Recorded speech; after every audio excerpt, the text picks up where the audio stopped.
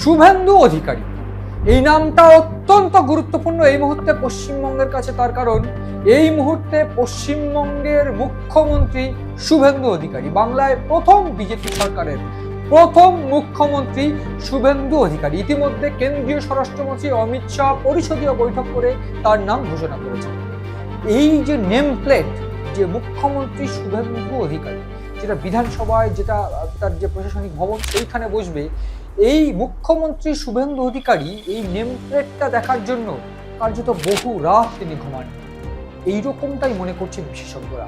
বহু রাত তিনি ঘুমাননি এবং তারপর পরদিন সকালবেলায় নতুন লড়াই শুরু করেছেন। আজ তিনি সফল এবং আগামীকাল মুখ্যমন্ত্রী হিসাবে শপথ গ্রহণ করবেন তিনি।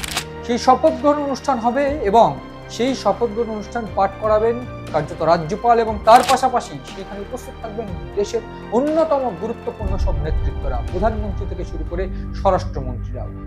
আজ তিনি শান্তিতে ঘুমাবেন। প্রাথমিকভাবে যে তথ্যটা আমি দিয়ে রাখতে চাইবো, যে একেবারে জেলা ভিত্তিক যে মুখ্যমন্ত্রী শুভেন্দু অধিকারী দ্বিতীয়, এবং একেবারে বহু বছর পর জেলার একেবারে পূর্ব মেদিনীপুরের মুখ্যমন্ত্রী পাচ্ছেন শুভেন্দু অধিকারী, বা পূর্ব মেদিনীপুরের মুখ্যমন্ত্রী পাচ্ছে পশ্চিমবঙ্গ। প্রাথমিকভাবে অজয় মুখোপাধ্যায় কংগ্রেসের মুখ্যমন্ত্রী ছিলেন এবং এরপর শুভেন্দু অধিকারী হচ্ছেন এ রাজ্যের একেবারে পূর্ব মেদিনীপুরের মুখ্যমন্ত্রী, বা পূর্ব মেদিনীপুর জেলা থেকে আসা একজন মুখ্যমন্ত্রী। এবং ইতিমধ্যেই শুভেন্দু অধিকারীকে মুখ্যমন্ত্রী হিসেবে যে ঘোষণা করা হচ্ছে, এবং এরপর তিনি সরকার গঠনের প্রস্তাব নিয়ে রাজ্যপালের কাছে গিয়েছেন এবং রাজ্যপালের তরফ থেকে সেই সমস্ত প্রস্তুতি পর্ব সেরে ফেলার পরেই কিন্তু আগামীকাল শপথ বাক্য পাঠ করাবেন রাজ্যপাল এস এন রবি।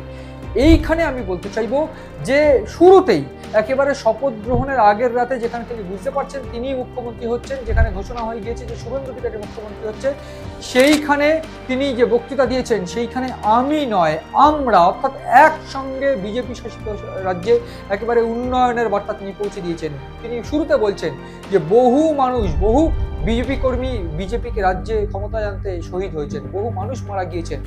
আমি নয় আমরা নীতিতে ভারতীয় জনতা পার্টির সরকার করবে, কথা কম কাজ বেশি ভারতীয় জনতা পার্টি